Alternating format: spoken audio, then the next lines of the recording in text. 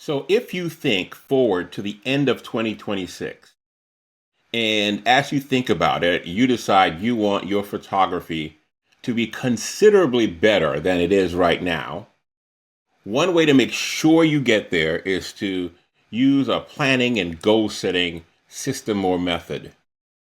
And I've developed one for photographers that can help you get there efficiently.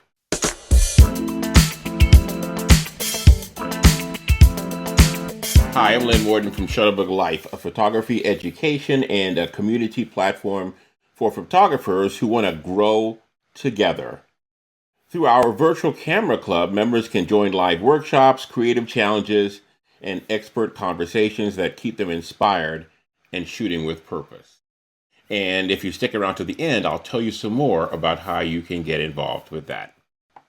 Now, back to today's topic: planning and goal setting for photographers, particularly the goal setting angle. There's an old saying from the gurus from back in the day that says begin with the end in mind. So you have to think specifically, what is it that you want to accomplish when you arrive at the end of the year? Where do you want to be? What do you want to do? What do you want to have? What does that look like? And to be specific. So here's an example. About 3 or 4 years ago, I did this process and I decided that I wanted to build up my volume photography business. I wanted to get more jobs shooting where I go to schools or teams or whatever and have that whole process down. So at the beginning of the year, I planned to go to PPA, and at PPA, I planned before I got there to attend every training session they had on that topic, and I went in deep on that because I wanted to learn everything that the experts knew to work it in my business. I think Tony Robbins says that success leaves clues, and so you look for people who are successful there already and try and glean some clues from them. So this is what I did, and because I set that intention, I went in. I not only learned the systems that I need to use, but I got great contacts. As a matter of fact, I got one person who I ended up working with who lived 5 minutes from me and just learned a ton working with him. And so that allowed me the next year to get my own contract, which I've had now with a school system going on 4 years. And none of that would have happened, I believe, unless I set the intention and went through the goal planning process. Now I'm doing it again this year because I'd like to build up my headshot photography business. So I'm going back to PPA because that's where I want to learn from the people who have done it successfully. I've also signed up for Peter Hurley's headshot crew because again, he's been successful and I'd like to, learn from him what he does. And so this is part of the whole process, but you've got to begin with the end in mind. Like, what is it that I actually want to be, do, or have um, next year this time? And I'd like to, be more successful in these specific genres is what I set my intention to be. I want to know how to do and execute at this at a very high level. And I want to have all the skills, the tools, and the knowledge I need to be successful. And so that's where we begin. And then from that place you want to be, now we've got to set some goals on how we want to get there. The big picture goals of how we want to get there. And lots of you, when you did goal planning at work, they talked to you about SMART goals. And this also works for us here in photography. Now, SMART goals are: the goal must be specific, it must be measurable, it must be attainable. You can't just, look for something that's out of the realm of which you can reasonably attain. It must be relevant to what you're doing, and it must be time based. When will you accomplish it? So it's like I said. The goal is to learn how to launch this new genre by the second quarter. So that's specific, it's measurable, it's time based, and by measurable, I say I want to be able to have one landing page set up that's attracting enough people to fill up like an all day session. Okay, so that's the kind of thing that I'm looking to do. I made it specific, it's attainable, and it's relevant to my photography business because my photography business, I like to focus on marketing photography for execs in business. So, that's what you do. You're gonna create some smart goals for yourself and make it so that you can see your pathway there through these specific, measurable, attainable, relevant, and time-based goals. When you do that, you write your goal down. And one of the old gurus from the '80s used to always say that a goal is much more achievable if you commit it to writing. And he had some studies that show that if you commit your goal to writing, you're much more likely to achieve it. I believe also that when you have it committed to writing and you can look at it every day, it reinforces for you the focus you're going to need to be able to accomplish it. So now you've decided that this is the goal you have. So you have to now do some reflection, some inner reflection. Am I ready now to achieve that goal? Am I? Because sometimes we ask for goals that we aren't ready for, and if we get them, we'd only fall on our face. And so we've got to make sure we're ready for them, and we give ourselves enough time to get ready. And so then you've got to really take an honest look at yourself and say, okay, from the knowledge base, the knowledge I need to be able to achieve that goal, do I have it right now? And how would I describe where I am compared to where I'd like to be? Like, where is the gap, if there is any at all? You've got to be honest with yourself. If I were to get the dream assignment today, would I be capable of carrying it out? That's something you've got to really just be honest with yourself about. And once if you've decided that there is a gap, then you've got to say, okay, what kind of skills do I need to close the gap? List them out, and then, what are the classes or courses I can take to help close that skill gap down, because you got to get there. And so I believe that you invest in yourself and you invest in your business if you're serious about it. And if you know there's a gap, then you go out and invest in the education you're going to need to get there.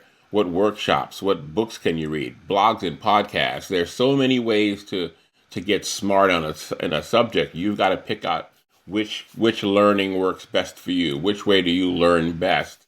And seek out opportunities to learn the knowledge you need to be able to be successful there. Or you can even volunteer to work somewhere, or just get employed somewhere where you can also go in with like a sponge and learn everything that they have to teach you. And then it's not enough to just get the classroom. You also have to make sure that you have the hands-on practice enough so that you can execute. The last thing you want to do is to be in front of a client and be fumbling around like you don't know what you're doing. And so you need the opportunities to practice. So how often will you practice? Like, where will you get the prompts or whatever you need to practice?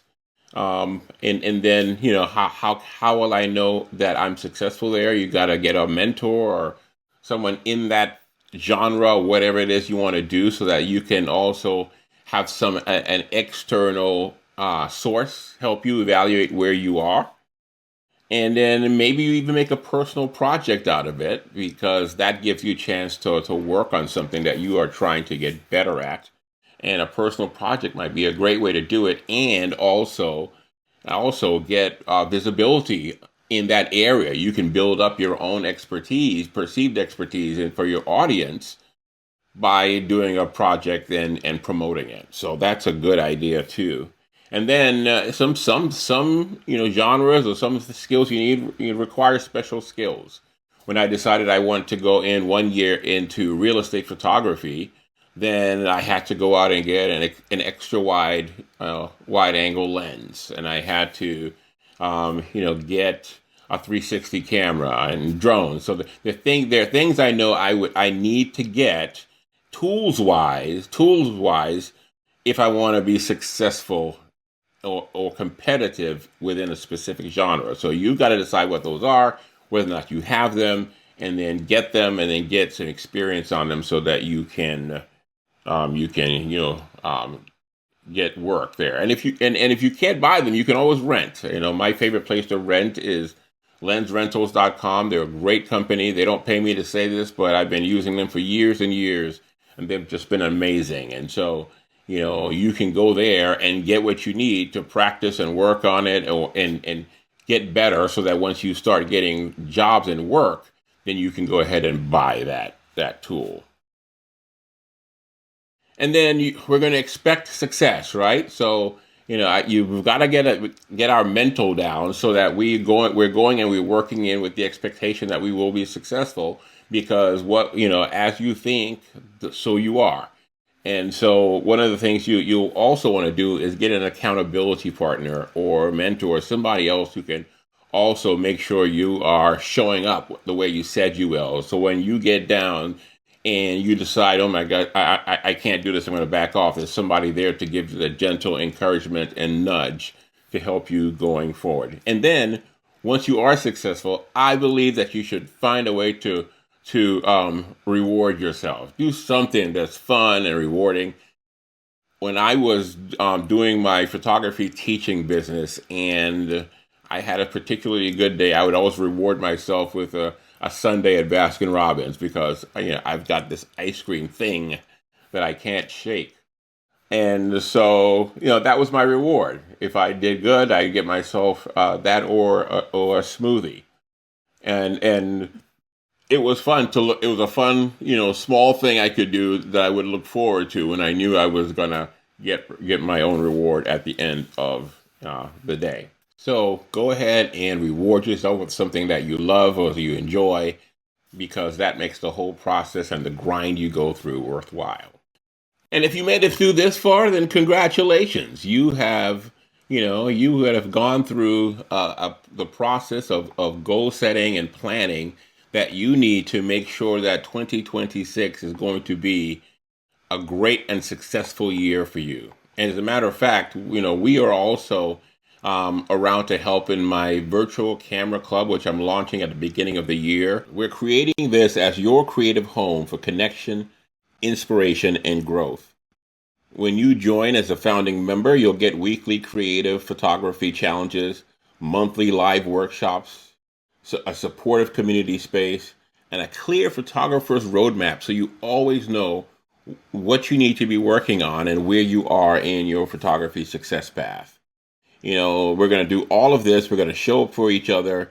We're going to make it in an inclusive and welcoming place where we offer supportive and constructive feedback, where we're all creative and courageous, where there's no gear shaming, and we're all, going to treat each other with respect and support and encourage each other, so that we can, all have success together.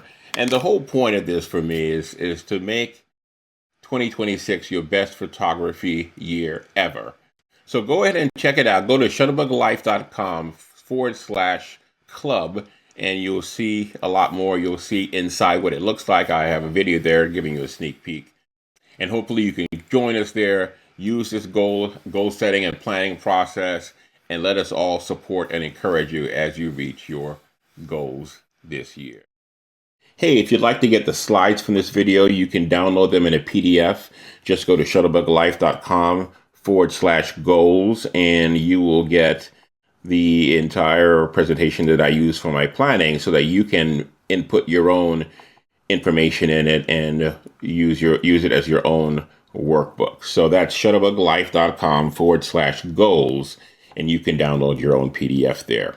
That's it. So thank you so much for hanging with me so far, and looking forward to talking with you again next week. So until then, keep shooting, keep shooting, keep shooting.